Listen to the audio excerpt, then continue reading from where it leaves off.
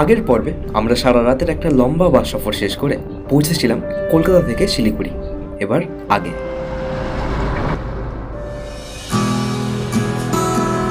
সকাল 8:30 নাগাদ লাইনে দাঁড়িয়েছিলাম।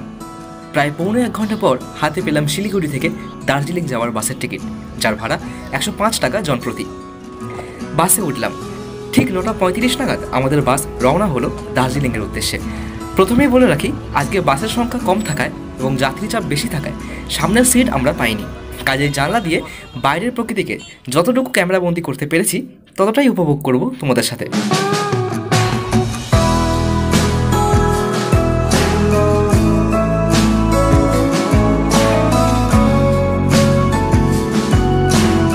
এখন আমাদের আজকের এই সফরের যাত্রা বিরতি দেওয়া হয়েছে রোহিণীতে। এখানে একটা ছোট্ট আর কি হোটেল থেকে দাঁড়িয়ে আমাদের গাড়ি একটা বিরতি প্রদান করেছে 10 মিনিটের জন্য, খুব বেশিক্ষণের জন্য নয়। 10 মিনিটের বিরতি শেষ করেই আমরা কিন্তু আবার গাড়িতে উঠে আমাদের সফর এখানে কন্টিনিউ করবো দার্জিলিংয়ের উদ্দেশ্যে।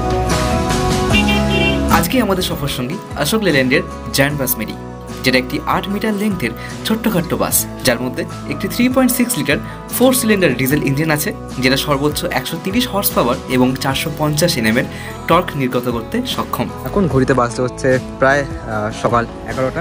এরপর কাশিয়াং সোনাডা হয়ে কিন্তু আমরা এন্টার করে যাবো দার্জিলিং শহরে। তো চলো আগের সফর তাহলে কন্টিনিউ করা যাক।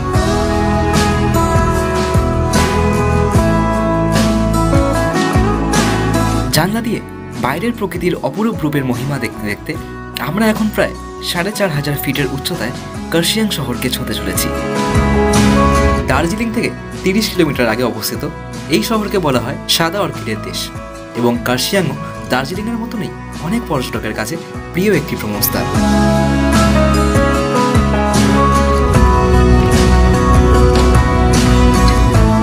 পাহাড়ি রাস্তায় বাস ভ্রমণের অভিজ্ঞতা সত্যি বলতে অনেক ভিন্ন এবং রোমাঞ্চকর।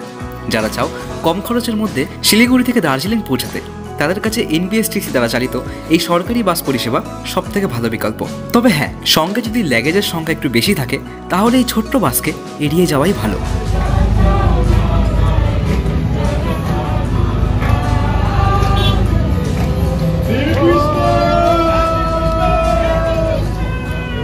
আঞ্চলিক ভাষার সুরে বড়দিনের খুশি উদযাপন, এবং এর সাথেই আমরা পৌঁছে গেলাম ভারতের সবচেয়ে উচ্চতম রেল স্টেশন ঘুম, যেটা গোটা পৃথিবীতে সবচেয়ে উচ্চতায় অবস্থিত রেল স্টেশনগুলোর মধ্যে 14তম স্থানে অবস্থান করে।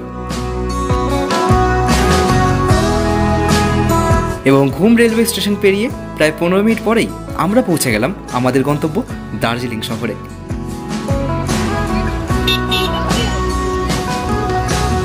77 কিলোমিটার রাস্তা প্রায় 3.5 ঘন্টায় অতিক্রম করে এখন আমরা পা রাখলাম পাহাড়ের রানীর দেশে। এখন শুধু সারা রাত, তারপর সারা দিনের সফরের ক্লান্তিগুলোকে হোটেল পৌঁছে একটু দূর করার চেষ্টা করতে হবে। আমরা আমাদের দার্জিলিং ভ্রমণে 2 দিনই থাকবো হোটেল মোনালিসাতে, যেখানে আমাদের রুম খরচা হয়েছে 1250 টাকা করে পার ডে উইদাউট ফুডি। এবং এবার চলো তোমাদের একটা ছোট্ট রুম ট্যুর দিয়ে দিই। তো এই হচ্ছে আমাদের রুম। আমরা হোটেল মোনালিসায় আজকে আছি।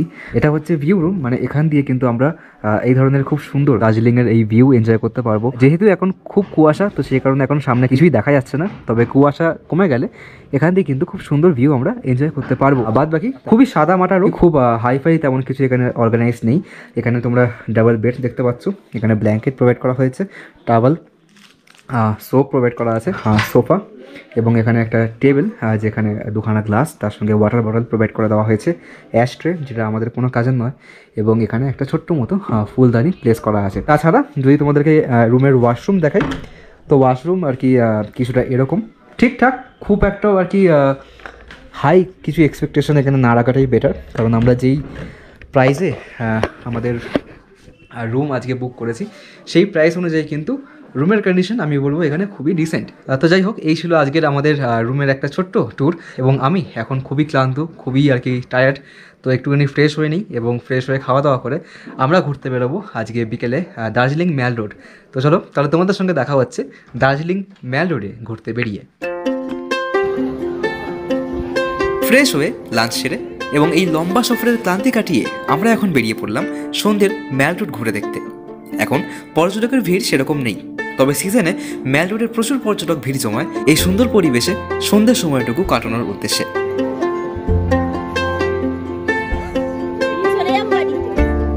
চৌমাথা দিয়ে বাদিক যেতেই রাস্তার একধারে দেখলাম রং বেরঙের নিত্য জিনিসের বড় বড় কেনাকাটির দোকান, যেখানে শপিং করার জন্য প্রচুর মানুষ ভিড় করেছে। এবং আরেক ধারে বিভিন্ন ধরনের তেলে ভাজা এবং চাইনিজ খাবারের ছোট ছোট স্টল থেকে একসঙ্গে হেঁকে চলেছে এখানের বাসিন্দারা।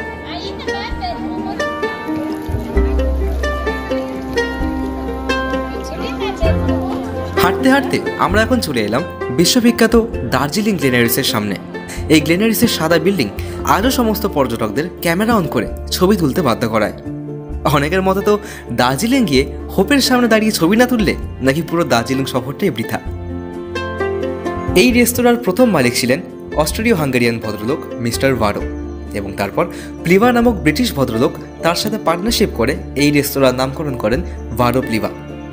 পরে ভারো এই সম্পত্তি বেচে জার্মানি চলে গেলে মিস্টার প্লিভাস নামকরণ করেন, এবং তারপর প্লিভা পরিবার দক্ষিণ আফ্রিকায় অন্য ব্যবসা দেখাশোনা করার জন্য চলে গেলে এক বিহারি পরিবার এই রেস্তোরাঁ কিনে নেয়, এবং তাদের থেকে এই রেস্তোরাঁর বর্তমান মালিক মিস্টার অজয় এডওয়ার্ডের পরিবার এই গোটা সম্পত্তি কিনে নতুন নামকরণ করেন গ্লেনারিস। হোপ গ্লেনারিসে প্রবেশ করলাম, তবে কিছু খাওয়ার উদ্দেশ্য নয়, কেবল ভেতরের অ্যাম্বিয়েন্সটুকু দেখার উদ্দেশ্যেই।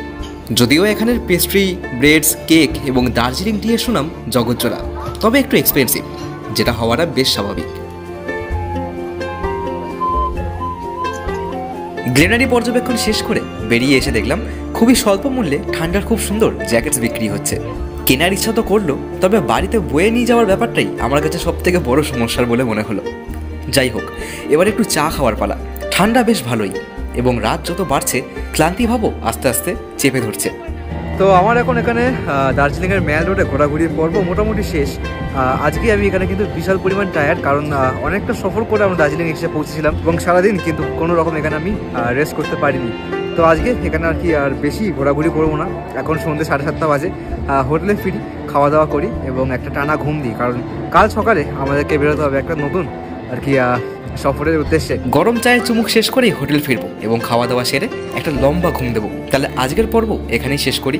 দেখা হবে তোমাদের সঙ্গে পরের পর্বে। ততক্ষণের জন্য যখনই রাইড করবে হেলমেট এবং ড্রাইভ করবার সময় সিট বেল্ট অত্যন্ত জরুরি একটা জিনিস। তাহলে দেখা হবে পরের পর্বে। ততক্ষণের জন্য বাই।